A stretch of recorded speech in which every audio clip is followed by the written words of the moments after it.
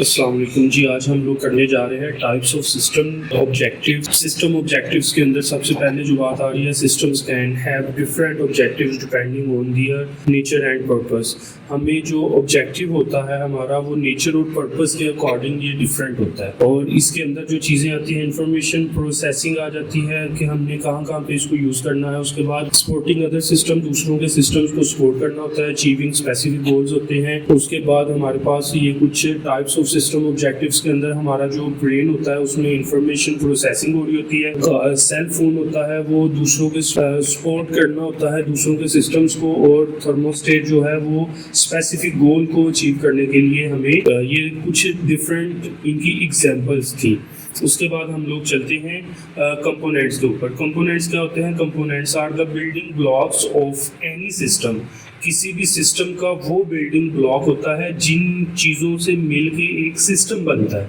Each component plays a specific role and contribute to the overall functionality of the system.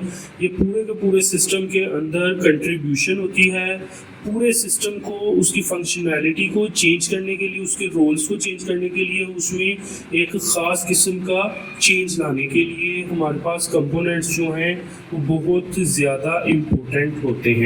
उसके बाद आते हैं component. हमारे पास देखें ज़रा, अगर हम लोग सिंपल कंप्यूटर सिस्टम की बात करें तो हमारे पास एक इनपुट आ रही होती है। वो इनपुट जाती है कंट्रोल यूनिट को। कंट्रोल यूनिट जो है उसको आगे भेजता है आउटपुट के पास एज इट इज़, अगर उसमें वो चीज़ मौजूद है। और अगर उसके पास वो चीज़ मौजूद नहीं है तो वो क्या करेगा, वो उस चीज़ को लेगा। उससे एक चीज़ गई है, वो सीधा जहाँ जाएगी उसको हम लोग बोलते हैं सीपीयू। सीपीयू से वो सीधा, सीपीयू ने देखा कि उसके पास अगर वो इंफॉर्मेशन, वो चीज़ें हैं, उसने वो सीधा शेयर कर दी आउटपुट को। और अगर वो आउटपुट के पास, आउटपुट पे जाते ही वो चीज़, वो इंफॉर्मेशन टर्मिनेट हो जाती है। अगर इनपुट के पास वो चीज़, इनपुट ने दी वो कंट्रोल यूनिट को, कंट्रोल यूनिट ने कहा मेरे पास वो चीज़ नहीं है, तो कंट्रोल यूनिट से सीधा वो गई, वो चीज़ दोबारा जाएगी हमारे पास जो यहाँ पर है कम्बिनेशनल लॉजिक। कम्बिनेशनल लॉजिक के पास जाएगी। कम्बिनेशनल लॉजिक ने उसको चेक करना है रजिस्टर्स के अंदर। प्रोसेसर, ये सारी पार्ट्स जो है ये प्रोसेसर के हैं, उसने प्रोसेसर में चेक करना है पहले कम्बिनेशनल लॉजिक में, फिर उसको रजिस्टर्स में चेक किया जाना है। रजिस्टर्स ने बताना है कम्बिनेशनल लॉजिक को। कम्बिनेशनल लॉजिक ने फिर से उसको मेन मेमोरी में चेक करना है। मेन मेमोरी से वो सीधा जाएगी, फिर से कम्बिनेशनल लॉजिक में जाएगी वो चीज़। कम्बिनेशनल लॉजिक उसको दोबारा जो है वो सीधा ट्रांसफर कर देगा आउटपुट के पास। तो ये कुछ कंपोनेंट्स हैं। ये इनपुट हमारा फर्स्ट कंपोनेंट बना, सीपीयू हमारा दूसरा कंपोनेंट बना, आउटपुट हमारा थर्ड कंपोनेंट बना। उसके बाद प्रोसेसर के अंदर जो उसके पार्ट्स है, कम्बिनेशनल लॉजिक, रजिस्टर और मेन मेमोरी, ये हमारे डिफरेंट जो, अगर इनको हम लोग काउंट करें 1 2 3 4 5 6 हमारे पास यहाँ पे कंपोनेंट्स ऑलरेडी मौजूद है। उसके बाद हम लोग आते हैं इन्वायरमेंट के ऊपर। तो environment, the environment of a system includes everything external to the system that interact with it. Environment एक ऐसी चीज होती है जिसके अंदर एक्सटर्नल थिंग्स को इंक्लूड किया जाता है, और it consist of all external factors that affect systems operation. तो ये पूरे को पूरे सिस्टम के ऑपरेशंस के ऊपर इफेक्ट डालती हैं ये चीजें। तो इन्वायरमेंट जो है किसी भी चीज के लिए, किसी भी सिस्टम के लिए इन्वायरमेंट बहुत ज्यादा नेसेसरी है और बहुत ज्यादा जरूरी चीज जो समझी जाती है वो है कि अगर हमारा इन्वायरमेंट ही ठीक नहीं होगा तो हमारे सिस्टम के अंदर बहुत ज्यादा फॉल्ट्स स्टार्ट हो जाएंगे। हमारे कंपोनेंट बिल्कुल अच्छे काम कर रहे हैं, हमारा पर्पस सेट है,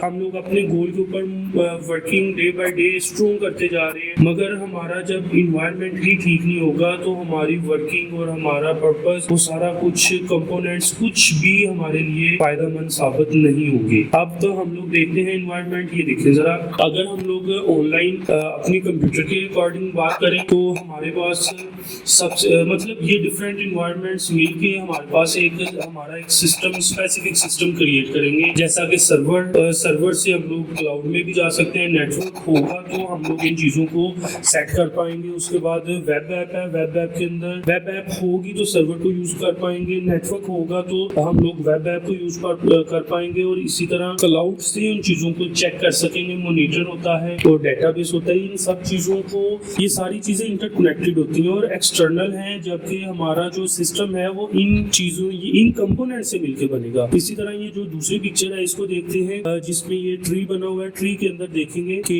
हमारे पास डिफरेंट टाइप के इन्वायरमेंट्स, यहाँ पे कंपोनेंट्स मिलके एक बहुत बड़ा इन्वायरमेंट, नेचर इन्वायरमेंट बना देते हैं। तो इसी तरह हम लोग देखते हैं टाइप्स ऑफ इन्वायरमेंट के अंदर 2 टाइप्स ऑफ दीज प्रॉपर्टीज। उसमें है स्टैटिक वर्सेस डायनामिक और डिटर्मिनिस्टिक वर्सेस नॉन डिटर्मिनिस्टिक। तो डिटर्मिनिस्टिक के अंदर हम लोग, ये कुछ एग्जांपल्स हैं, पहले हम लोग इसको पढ़ लें, उसके बाद आते हैं स्टैटिक। और ये हमें स्टैटिक, ये वाली जो हमारे पास आ रही है ये स्टैटिक है और ये उन्होंने डायनामिक की एग्जांपल दी है।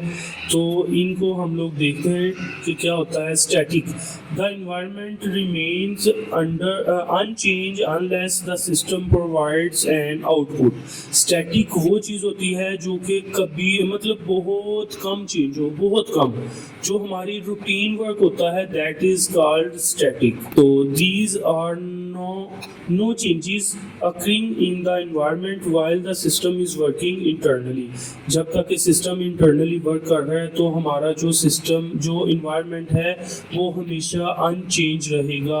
जो भी उसमें हम लोग आउटपुट्स प्रोवाइड करते जाएंगे। उसके बाद डायनामिक के अंदर देखते हैं, the environment can change independently of the system's output. Dynamic के अंदर ये चेंज होता रहेगा, इंडिपेंडेंटली चेंज होगा, जबकि स्टैटिक के अंदर ये चीज़ नहीं है। तो the system must account for changes that occur over time in the environment. तो ये टाइम के अकॉर्डिंग चीज़ें चेंज होंगी और ये इंडिपेंडेंटली चेंज होता रहेगा। जैसा कि यहाँ पे है, तो हम लोग देखें स्टैटिक के अंदर हमारी डेली की रूटीन है, हम लोग जी रात को टेलीविजन देख के फिर सोते हैं, जो कि बहुत, मतलब ये गलत रूटीन के अंदर एक चीज़ आती है। और मोबाइल फ़ोन, आजकल मोबाइल फ़ोन ने उन चीज़ों को, मोबाइल फ़ोन ने ले लिया जगह। तो मोबाइल फ़ोन जो है वो भी एक तरह से वो है तो हमारा स्टैटिक इन्वायरमेंट, मगर ये गलत हैबिट में आ रहा है अभी तक। Excess of everything is bad. यहाँ पे आते हैं डायनामिक के अंदर। तो डायनामिक में कभी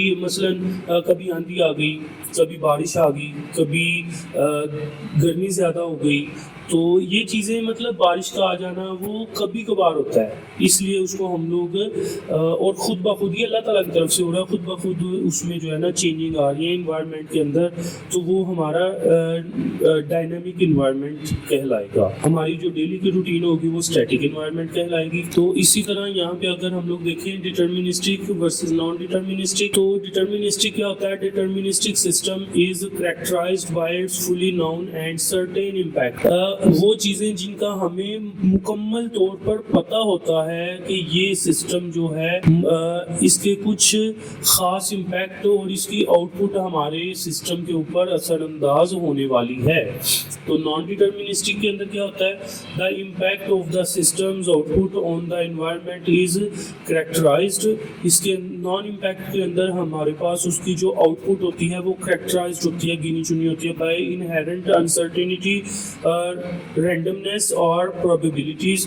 और इसके अंदर कुछ मेजर्स हमने सेट किए होते हैं नॉन डिटर्मिनिस्टिक के अंदर, जो कि इनहेरेंटली होते हैं, अनसर्टेन होते हैं, गैर यकीनी तौर पर जो चीज़ें हो रही होती हैं, और गैर आहनी तौर पे, मतलब वो चीज़ें जिनका हम लोग बहुत कम सोच रहे होते हैं, जो हमारी प्रोबेबिलिटी के जो चीज़ें हमारी बियॉन्ड द एक्सपेक्टेशंस हो, उनको हम लोग नॉन डिटर्मिनिस्टिक के अंदर लेके आते हैं। तो ये कुछ हमारे पास उसकी एग्जांपल्स हैं। डिटर्मिनिस्टिक के अंदर हम लोग हर चीज़ जो है वो लेके चल रहे होते हैं अपने एक सिस्टम के अकॉर्डिंग, और जबकि नॉन डिटर्मिनिस्टिक के अंदर हमारे पास आबो हवा के चेंज होने से तो दरख्त भी काटने पड़ते हैं हमें उसके बाद मतलब कि ये दोनों जो है, एक साइड पे आपको देख रहे हैं ट्री देख रहे हैं और वहाँ पे इन्वायरमेंट बहुत अच्छा और साफ सा है, और दूसरी साइड पे ट्री भी लगे हुए हैं, नाम के लगे हैं, मगर वहाँ पे ना सफाई है, धुआं भी है, और जिसकी वजह से वो पूरे का पूरा सिस्टम जो है वो डिस्टर्ब है।